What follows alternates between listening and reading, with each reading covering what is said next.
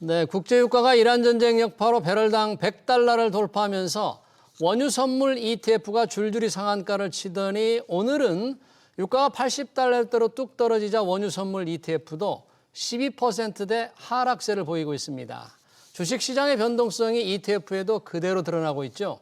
그런 가운데 오늘 코스닥 지수보다 높은 수익을 목표로 하는 코스닥 액티브 ETF 두 종류가 처음으로 선보였습니다.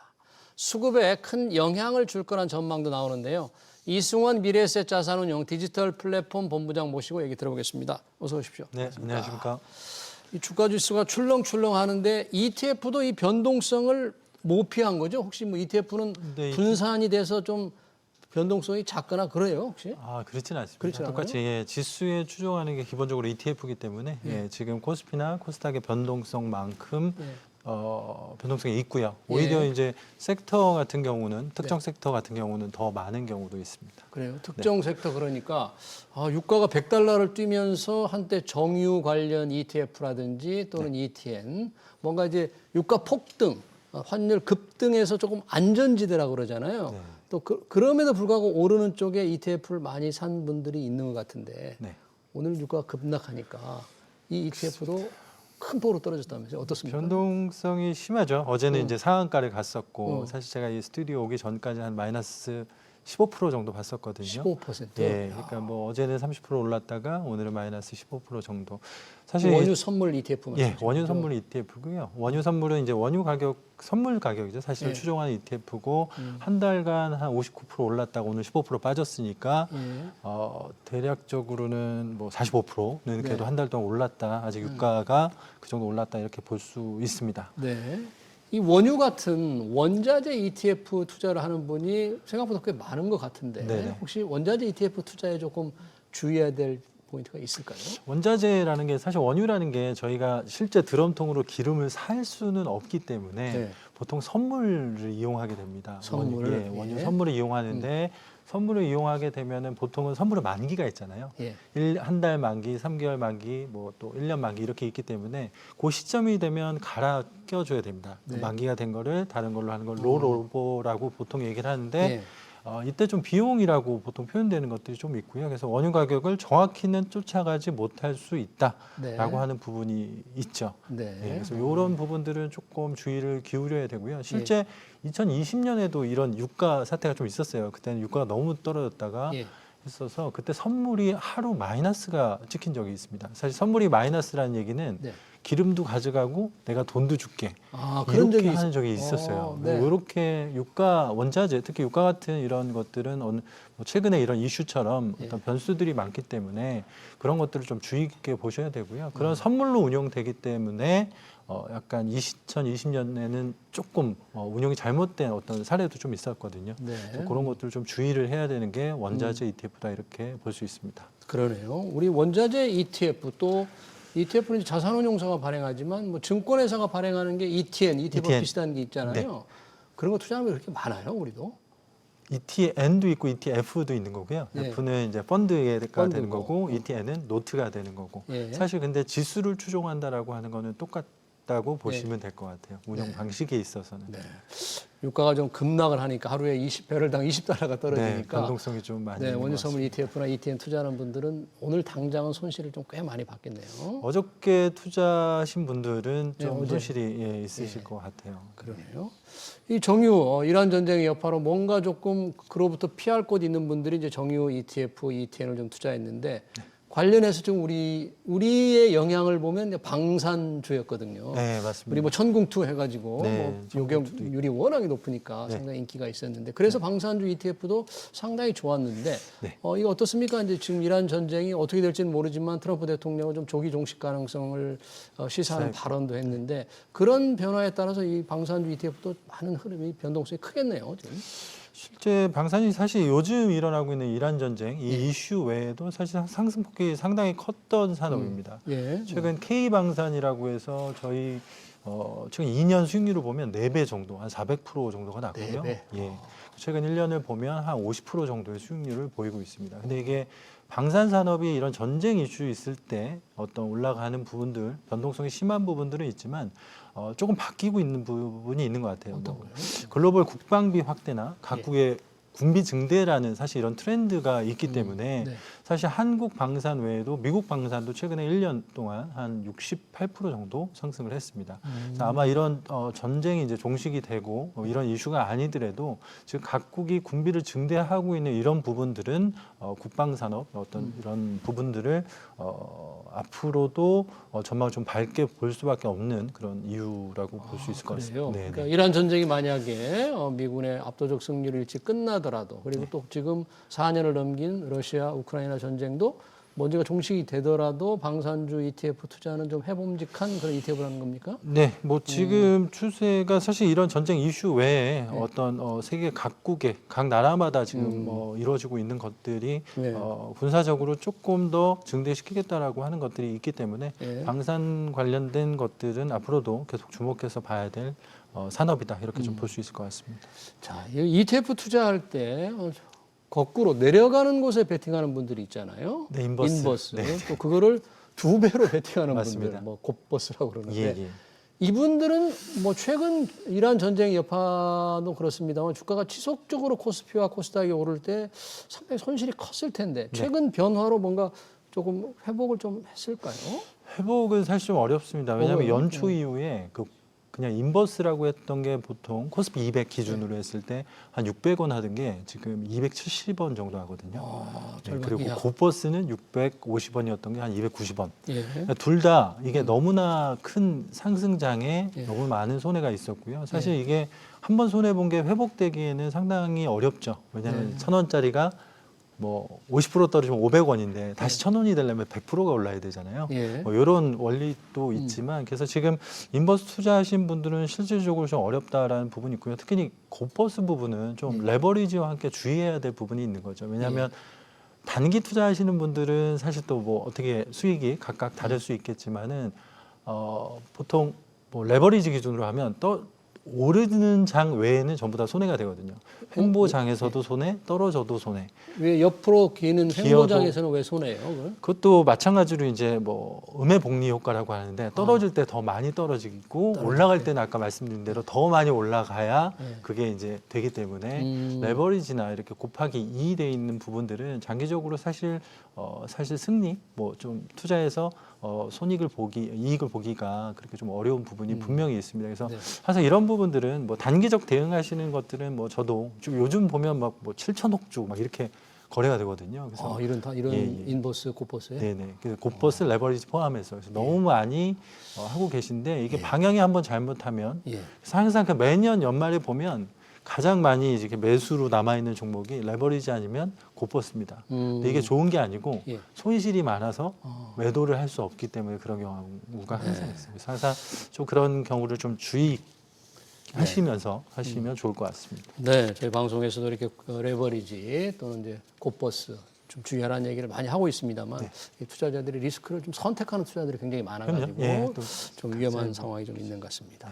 그런 여러 가지 변화에도 불구하고 ETF가 잔해가 순자산이 계속 늘고 있는데 그러면 과정에서 그래도 가장 많이 산 게 뭐 반도체입니까? 아니면 뭡니까? 반도체라고 봐야 될 것 같습니다. 물론 대표 지수가 있긴 한데 개미들이 반도체 ETF를 사실은 이게 삼성전자 하이닉스 때문입니다. 사실 저희 증시를 코스피 증시를 이끌었던 것도 삼성전자와 하이닉스였고 여기에 대해서 투자자분들이 너무 많이 줬기 때문에 요즘 며칠 사이 변동성 있을 때에도 매수가 많은 것들이 반도체 ETF고요.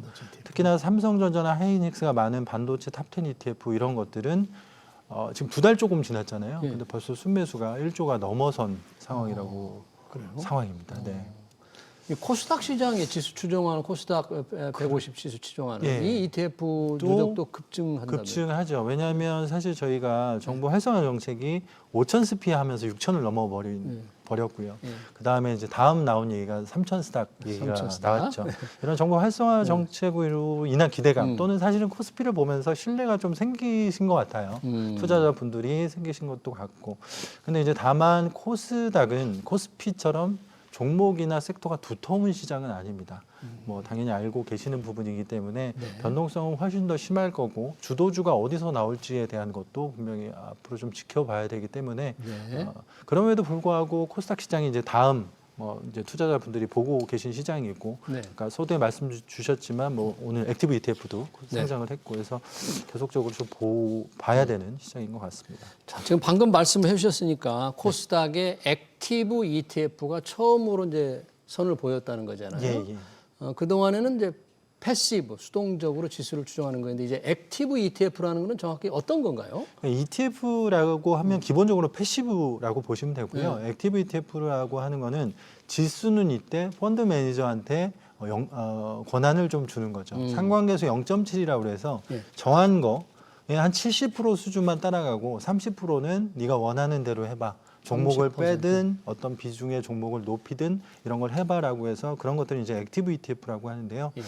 결과적으로 기본 패시브 전략보다 뭐 시장에 대한 분석, 산업 전망을 하면서 그런 매니저의 역량이 투입이 되면서 네. 보다 나은 성과를 보이겠다 하는 것이 액티브 ETF라고 보시면 될 것 같습니다. 네. 그럼 이런 액티브 ETF가 오늘 선을 보여서 두 기관에서 이제 두 가지 액티브 ETF를 이렇게 내놓았는데요. 액티브 ETF에 개인들이 투자를 하게 되면 코스닥 시장에 어떤 변화가 좀 생길 수 있나요?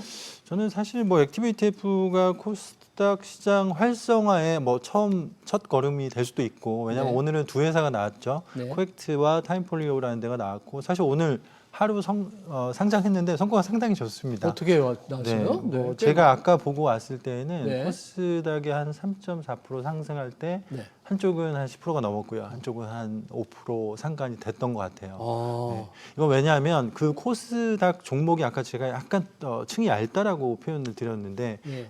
일부 종목들을 빼내고 조금 더 우량한 데 더 투자할 수도 있고 또 펀드 매니저가 판단했을 때 조금 나은 뭐 휴머노이드나 뭐 로봇이나 뭐든 이런 것들을 조금 더 실어 놓든가 이런 판단을 해서 수익률을 더 높여 놓은 거죠. 네. 그래서 이런 전략이 맞을 수도 있어요. 그리고 틀릴 수도 있고. 그래서 액티브 ETF가 사실 이번에 처음 나온 건 아닌데 그래요? 코스닥에?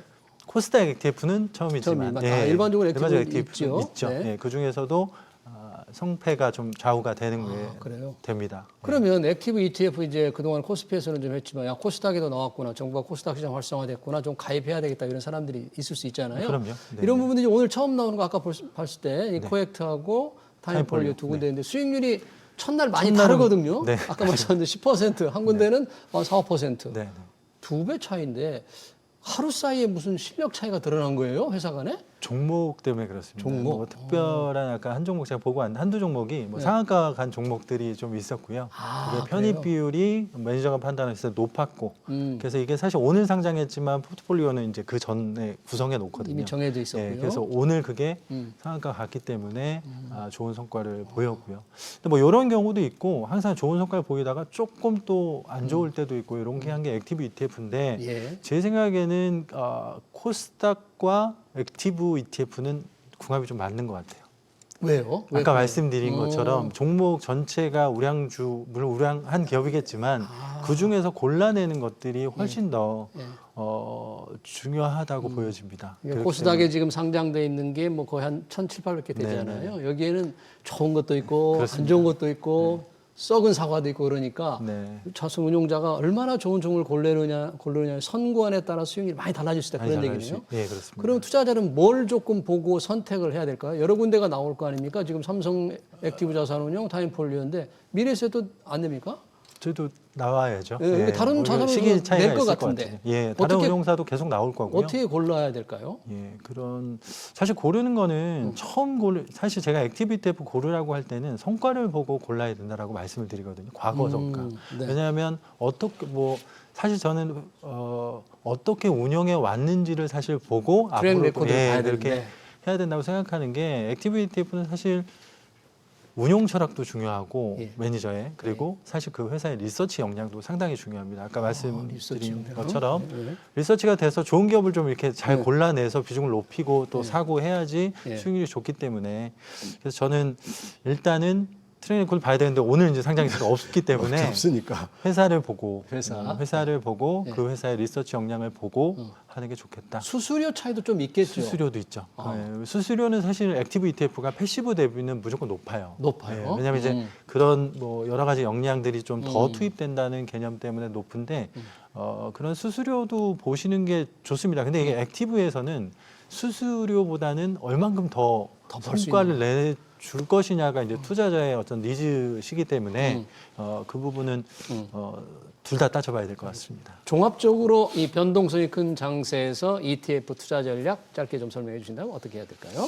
일단 ETF 투자 전략이 사실 오늘도 이제 국장 말씀드리고 물론 WTI 그 원유도 말씀을 드렸지만 최근에 이제 국장이 좋습니다. 저도 뭐 그거에 대해 긍정적으로 바라보고 있고 하지만 이제 쏠림이라고 좀 표현해야 될까요? 너무 이제 국장 쪽으로만 모여지는 현상들이 저는 이제 업계에 있다 보니까 그게 보여지고 있습니다. 그래서 본인의 포트폴리오라고 하면 결과적으로 이게 뭐 퇴직 이후에 쓸지 뭐 나중에 목돈을 마련해서 쓰실지 결정하시는 거겠지만은 약간은 분산을 할 필요가 있다. 그래서 국장이라고 해도 대표 지수가 먼저고 나머지 뭐 혁신성장 테마나 뭐 반도체나 이런 것들 판단하시기에 괜찮을 거다라고 하시는 건 투자했으면 좋겠고 요즘은 이제 국장이 많이 올라오고 있는 상황 속에 글로벌 증시도 계속적으로 좀 보셨으면 좋겠습니다. 미국이나 중국이나 일본이나 이 모든 증시들이 있는데 요즘은 너무 이제 쏠림이 좀 있어서 그런 부분들도 고려하시면 좋겠다 이렇게 좀 말씀드리고 싶습니다. 리스크를 줄이기 위한 다변화 전략의 중요성을 강조하셨습니다. 지금까지 이승원 미래에셋 자산운용 디지털 플랫폼 본부장이었습니다. 본부장님 고맙습니다. 감사합니다. 네.